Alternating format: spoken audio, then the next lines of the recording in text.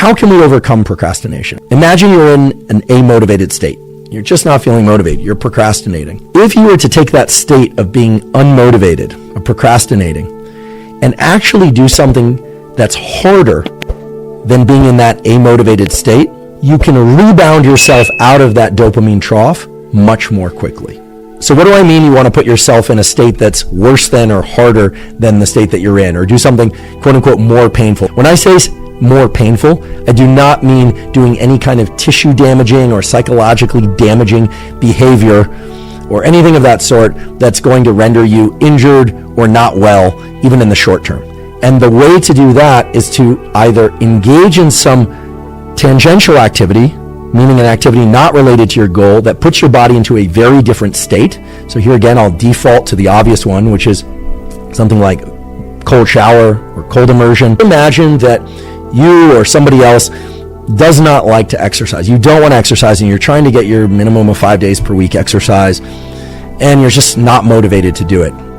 There are a couple of different techniques to doing this. The typical advice would be just exercise for 1 minute. Okay, just get 1 minute of exercise or 5 minutes, and then use the successful completion of that 1 or 5 minutes as a milestone that allows you to then move to the next milestone. You need to put yourself into a more painful, not less painful state. So what do? You push up against that friction and you exercise for a short while. So the key is to figure out something that, for lack of a better way to put it, really sucks, and yet is safe to get out of that amotivated state, that state of procrastination, quickly. And to do so, you need to leverage something that's painful. So if you find yourself in a state of procrastination, oftentimes a brief 5 to 10 minute meditation where you absolutely do not allow yourself to do anything besides close your eyes, focus on your breath, and we have to force ourselves.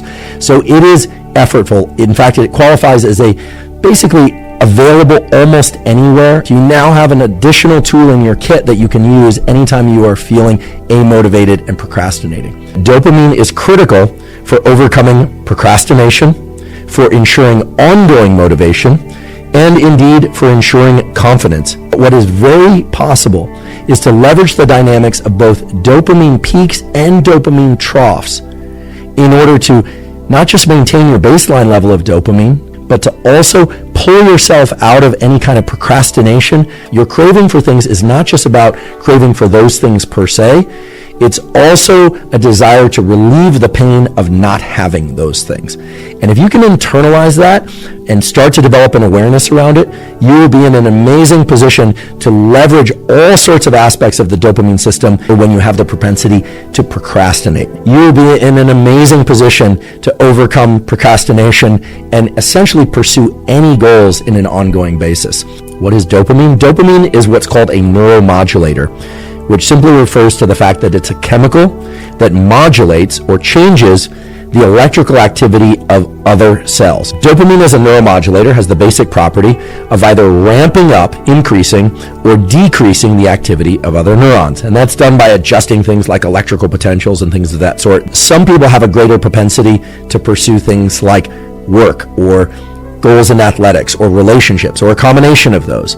Other people, unfortunately, have a greater propensity to pursue things like drugs of abuse. You can think about the mesocortical pathway as a circuit that really governs all of the major choices that you're going to make in life about what to do and what not to do toward your goals and away from the things that you want to avoid. Addiction is a progressive narrowing of the things that bring us pleasure. Healthy functioning of the mesocortical pathway, however, allows us to toggle or switch back and forth between different types of pursuits. Whenever we're pursuing something, we are always looking for cues as to whether or not we are on the right path to achieve that thing.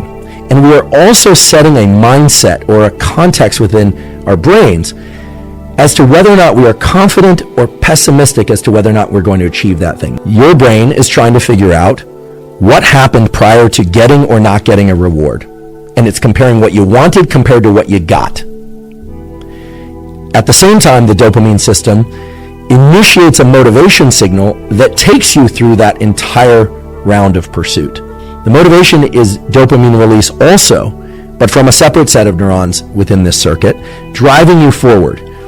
And the entire time that it's driving you forward, it's paying attention to what's there along the way, even if you don't realize it consciously. It's basically a scoreboard for how you did given what just happened. What we're really talking about here is, regardless of your genetics, regardless of who your parents are, which obviously you couldn't select, being able to leverage your dopamine system in order to be maximally motivated when you want to be, and indeed to avoid procrastination. This was an experiment that was done at Stanford many years ago and involved children. Then they had free time where they could do whatever they wanted. And what the researchers did was observe the children who selected by their own choice to draw pictures. So there were some tables out with crayons and markers and paper, etc. And then what they did was they started introducing rewards to these children. They started putting a gold star, or in some cases a silver star, on their pieces of artwork and telling them what a good job they did. They were increasing the amount of dopamine that these children experience. Then what they did with these children, and in the experiments with adults done later on, was they ceased giving them the reward. And what they observed was, you guessed it, a drop in the total amount of time that the children elected to do this activity that initially they were doing quite a lot. Any activities that you enjoy to do, whether or not you enjoy it a little or a lot, but especially if you enjoy it a lot, that you guard and protect by making sure that you don't start layering in or attaching reward, or if you do, that you don't do it terribly often. What this means is not to avoid taking things or doing things that amplify your amount of dopamine, but to be very cautious about how often one does that and how many different dopamine stimulating behaviors or compounds one stacks. You may have heard about this in the context of so-called growth mindset. Young people and adults alike can use in order to get better at anything. And the basic contour of growth mindset is to adopt the mindset that if you can't do something, or if you can't do it well, that you can't do it or can't do it well yet. When we are in a performance context, when we expect ourselves to be able to motivate, or when we expect ourselves to be able to perform and we can't, that often sets up a downward spiral of motivation. It can even lead to situations where we are downright depressed. There's also circumstances where people, myself included of course, procrastinate. We know we should do something, but somehow we can't get motivated. When we are procrastinating, or when we just sort of can't seem to get in gear, the key to getting out of that pain trough is one of two things. I already told you earlier, you can just wait. You can wait till your motivation comes back. And a lot of people do wait. In fact, they procrastinate. They start doing other things that are less painful. What they're essentially doing here is a mild type of addiction replacement. In other words, rather than be in the painful state and wait for it to pass, they're doing things that give them some sense of accomplishment. A lot of people will use this as a tactic so that they get very close to the deadline to complete something, and then they go into a sort of pseudo panic and then use anxiety as a way to leverage their mental and physical resources to complete that thing.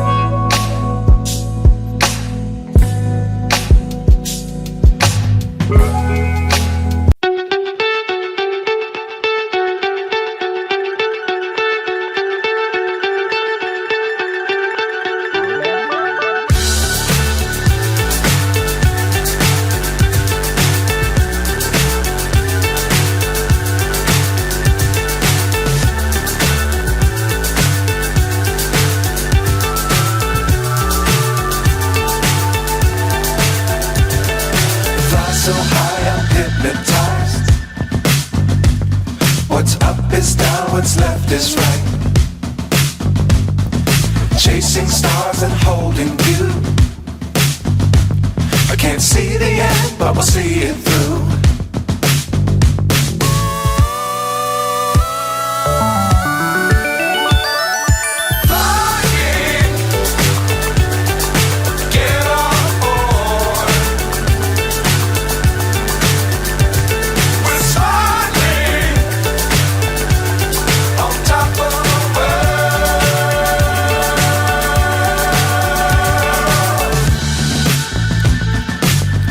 Times don't fly too high.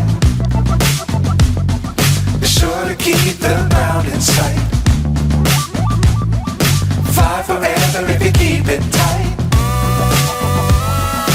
Love the world but keep the sky on your mind.